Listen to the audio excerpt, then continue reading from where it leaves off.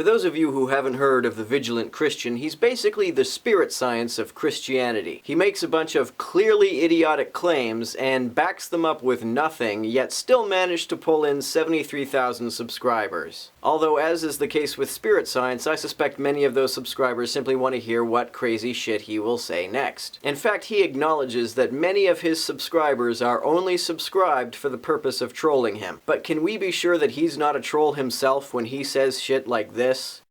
Guys, if you're doubting that there's Satanism and Luciferianism and Freemasonry in the music industry, just look at this picture, okay? It's Brittany Murphy in front of, this is a satanic ritual, okay? This is what they do. They put on masks, they practice rituals, they sacrifice children. I don't see any sacrificed children in that picture. Do you think Brittany Murphy was involved with child sacrifice? So far your argument seems to be, if you don't believe that there's Satanism in the music industry, look at this picture. They're wearing masks. Masks equals Satanism equals child sacrifice. The satanic panic was so 80s.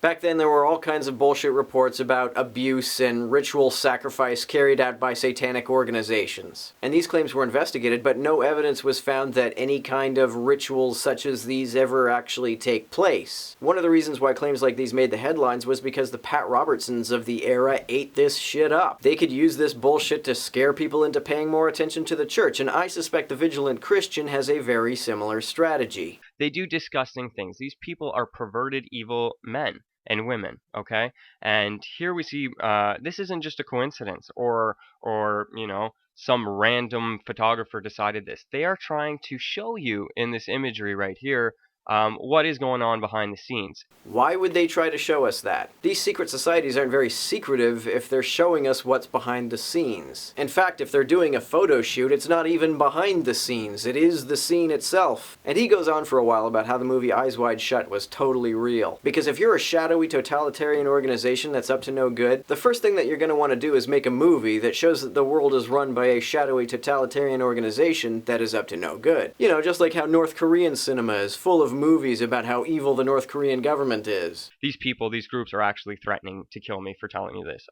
Just straight up, I'm not sugarcoating anything. I'm not going to live in fear. I've already received death threats from them telling me if I do take this information to you guys, I better be scared for my life. So the folks running the media are threatening to kill you for giving people the very same information that they themselves are giving people in their photo shoots in Tom Cruise movies. And you see this in the music industry all over the place.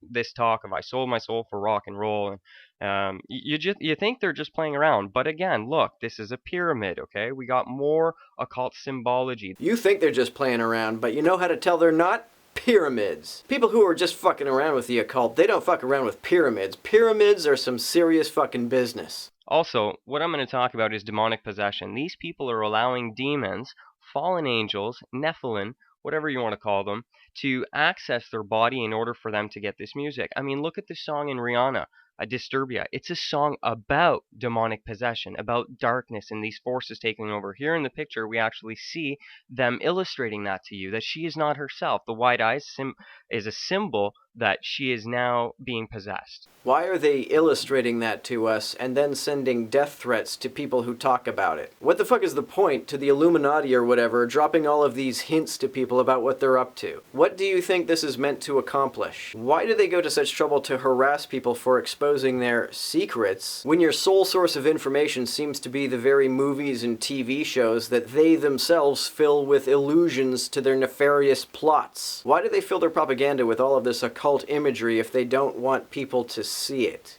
So, well, I'm looking so forward, guys, to showing you all this, and I'm looking forward to hearing your comments and your disbeliefs about it, because I'm going to run into so much disbelief in the process of opening up this truth. Yes, he looks forward to your comments and your disbelief so much that comments are disabled on that video. Funny that.